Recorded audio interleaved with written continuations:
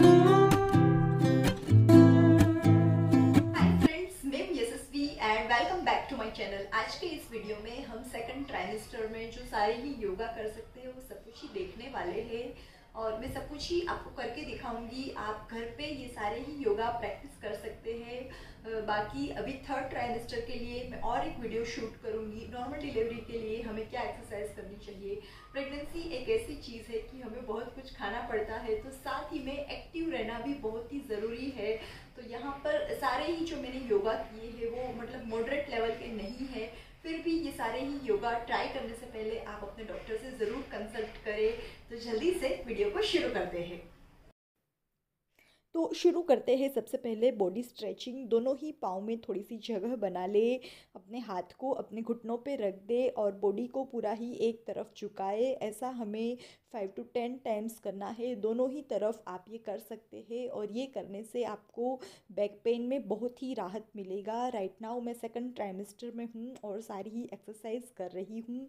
आप ये सारी ही एक्सरसाइज फर्स्ट ट्राइमेस्टर में भी कर सकते हैं और थर्ड ट्राइमेस्टर के लिए मैं और एक वीडियो लेके आने वाली हूँ। ये करने के बाद दोनों ही हाथ को पीछे ले जाइए और अपने बॉडी को जितना आप आगे झुका सकते हैं उतना आप उसे झुकाइए। ऐसा करने से आपका जो गर्दन का पोर्शन है उसे बहुत ही राहत मिलेगा।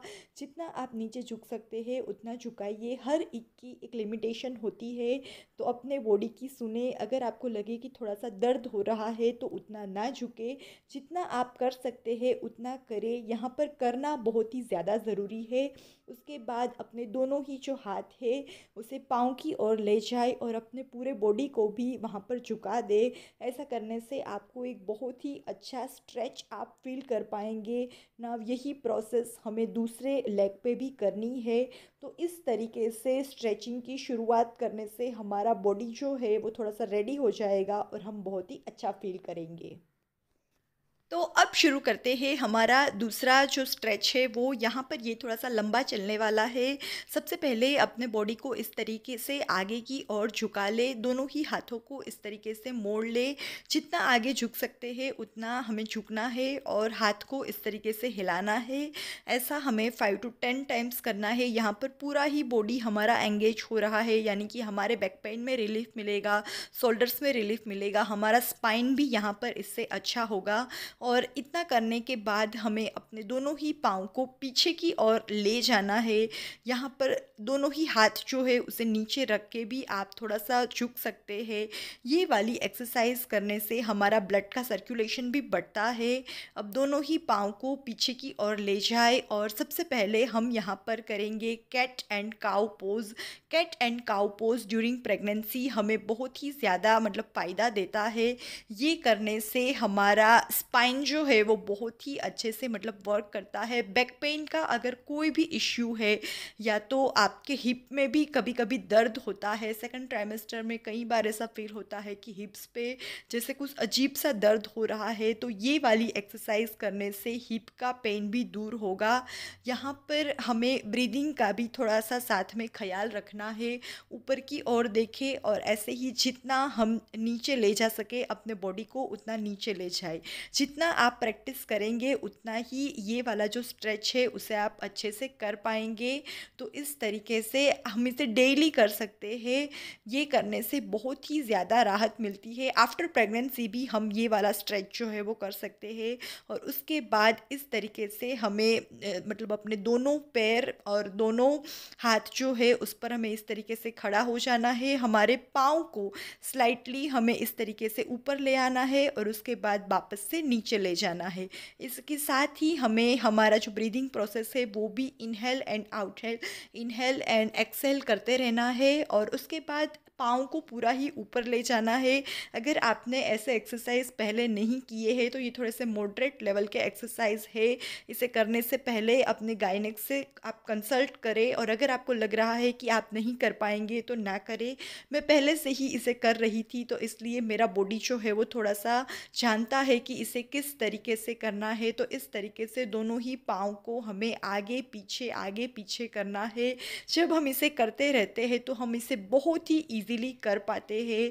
और योगासन करने के बहुत ज़्यादा बेनिफिट्स है, हमारे बॉडी के साथ साथ हमारे माइंड को भी ये बहुत ही रिलैक्स रखता है। ड्यूरिंग प्रेगनेंसी हमें कभी कभी डिप्रेशन भी फील होता है, तो अगर आपको ऐसा डिप्रेशन फील हो रहा है तो आप योगा ज़रूर करें। योगा और मेडिटेशन दोनों ही ऐसी चीज़ें हैं जो करने से आपको बहुत ही राहत मिलेगी। नाउ ये वाला जो पोज़ है इसे पिजियन पोज़ बोला जाता है।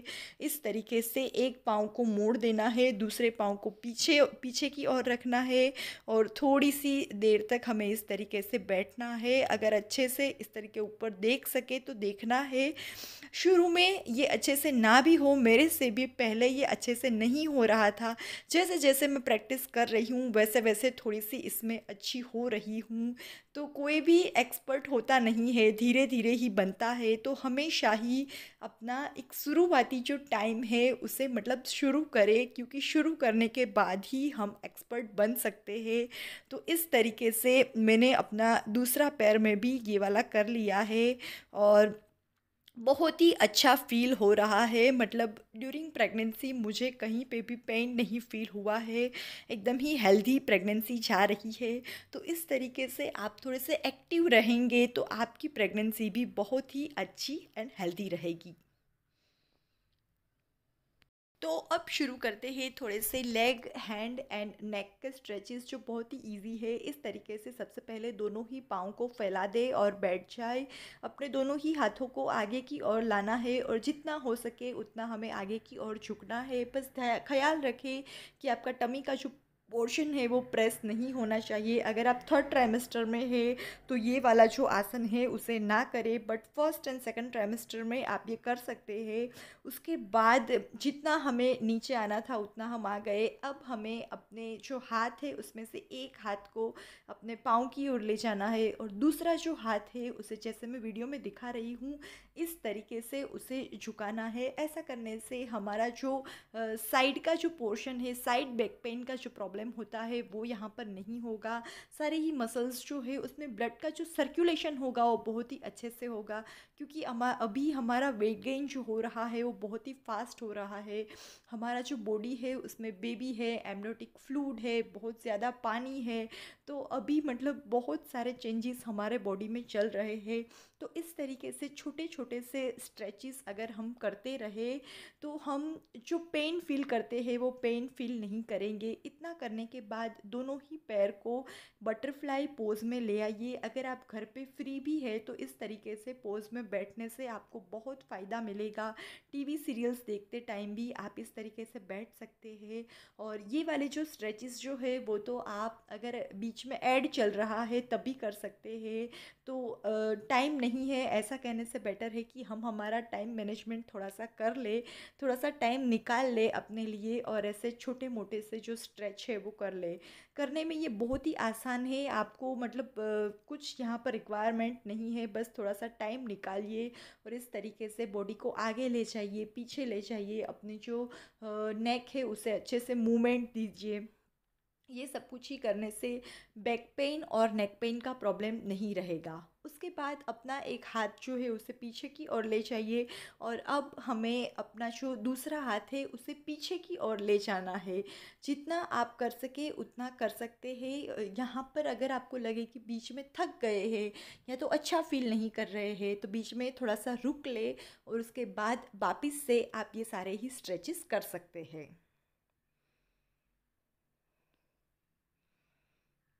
नाउ नेक्स्ट जो हमारी एक्सरसाइज है वो है फुल बॉडी स्विंग, यानी कि इस तरीके से अपने दोनों ही हाथ अपनी कमर पे रख दीजिए और हमें पूरा ही दोनों ही और ऐसे राउंड राउंड घूमना है।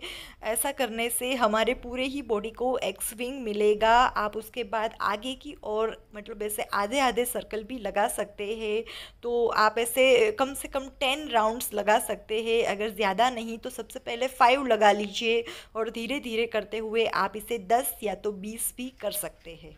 उसके बाद का जो एक्सरसाइज या स्ट्रेच है वो है स्क्वाट पोजीशन। स्क्वाट करना बहुत ही ज़रूरी है। नॉर्मल डिलीवरी के लिए भी डॉक्टर्स हमें सजेस्ट करते हैं कि हमें इस तरीके से स्क्वाट पोजीशन में रहना है। तो आप कम से कम 5 to 10 स्क्वाट्स डेली ज़रूर करें। पिछले ट्राइमेस्टर में तो हम इसकी जो काउंट है वो बढ़ा भी सकते हैं। बाद का जो हमारा आसन है वो है त्रिकोणासन। तो सबसे पहले तो हमें इस तरीके से दो पैरों के बीच में जगह बना लेना है और जितना हम हमारे बॉडी को आगे ले जा सके उतना आगे ले जाने के बाद हमारा जो आगे का पाँव है उधर उसे ले आना है और दूसरा जो हाथ है उधर हमें देखना है और कोशिश करनी है कि बीच में एक त्रिकोण जैसा एंगल बने, इसीलिए इसे त्रिकोण आसन कहा जाता है। ये वाला आसन करने से हमारे जो दोनों ही पाँव है वो बहुत ही मतलब फ्लेक्सिबल बनेंगे और यहाँ पर हमारे पूरी ही बॉडी को एक बहुत ही अच्छा स्ट्रेच मिलेगा, ब्लड का सर्कुलेशन बढ़ेगा और यहाँ पर भी हमारे टमी का पोर्शन का कोई यूज़ नहीं हो रहा है। तो ये वाला जो है वो भी हम फर्स्ट एंड सेकंड ट्राइमेस्टर में कर सकते हैं। अगर थर्ड ट्राइमेस्टर में आपको लगता है कि बहुत ज़्यादा टमी का पोर्शन निकल गया है और नहीं कर सक रहे हैं तो ना करें, बट अदरवाइज़ आप ये आसन भी कर सकते हैं। अब सबसे एंड में हम करेंगे शवासन। तो उसके लिए सबसे पहले तो हमें यहाँ पर दो पिलोस चाहिए। एक पे हम सिर रखेंगे और दूसरा वाला जो है उसे हम दोनों ही पैर के बीच में रखेंगे। लेफ़्ट साइड करवट करके अगर आप सोए तो ज़्यादा अच्छा है, क्योंकि सेकंड ट्राइमेस्टर में हमें सजेस्ट किया जाता है कि अगर हम लेफ़्ट करवट लेके सोते हैं तो हमारे लिए और हमारे बेबी के लिए बहुत ही अच्छा है। वैसे पूरी रात तो हम एक करवट लेकर नहीं सो सकते हैं, बट शवासन में अगर आप लेफ़्ट आसन लेके सोए तो बहुत ही ज़्यादा अच्छा है। तो ये है हमारा लास्ट आसन। तो ये था हमारा आज का वीडियो। उम्मीद रखती हूँ कि आपको अच्छा लगा होगा, यूजफुल रहा होगा। मिलती हूँ आपको नेक्स्ट वीडियो में, बट तब तक के लिए बाय बाय, टेक केयर।